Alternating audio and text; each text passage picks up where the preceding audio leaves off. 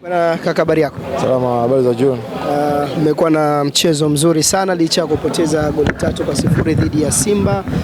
Pengine tungependa kusikia kutoka kwako ukiwa kama mchezaji ambaye umehusika katika mchezo wa leo. Ni ngumu kiasi gani kucheza na timu yenye kariba kama Simba? Cha kwanza namshukuru Mwenyezi Mungu, tumeanza mchezo salama, tumemaliza mchezo salama. Ingawa tumepoteza, Simba ni timu kubwa Tanzania na Afrika nzima. Kupoteza goli 3 kwa bila kwa Simba kwetu sisi ni kitu kizuri sana kwa sababu Simba ni timu kubwa. Kwa tunamshukuru Mungu kwa matokeo.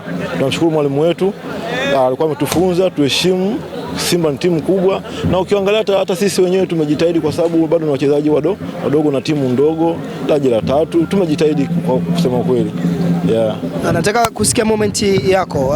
Kwa mara ya kwanza unasikia ama umeona mmepangiwa na Simba, kwako ukiwa kama mchezaji, shauku yako ilikuwa vipi?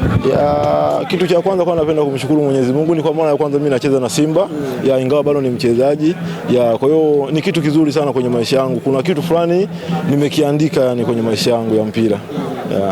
Unafikiri ni katika maeneo gani ambayo amewakwamisha siku ya leo pengine, na uliona nafasi yenyewe kufanya vizuri tofauti ya matokeo ambayo umeyapata? Hakuna sema ambayo tumekwama sisi kufanya vizuri. Ni kwenye mpira kuna matokeo matatu, kuna kushinda, kufunga na kudraw. Si kuna mistake tumezifanya, tumeanza kuadhibiwa. Kwa hiyo tuwezi kujilaumu kama kuna makosa tumeyafanya mengi. No, Simba ni timu kubwa, hata kushinda goli 3 tunamshukuru Mwenyezi Mungu, tumepambana sana. Ukiwa kama mchezaji, pengine ndoto yako siku moja kuja kucheza timu kubwa hapa nyumbani ama nje? Tuanzie hapa. Mimi kama mchezaji ndoto yangu ni kuanzia kwanza timu za nyumbani hapa, kwanza Simba na Yanga, then ndo unaenda huko mbele. Uweze kusema kwamba labda uanzie kwa sababu nani atakuona, lazima uanzie Simba na Yanga, Azam ndio uende huko mbele, timu zingine kuona. Kwako binafsi ni unavutiwa na mchezaji gani ambaye anashiriki ligi kuu Tanzania?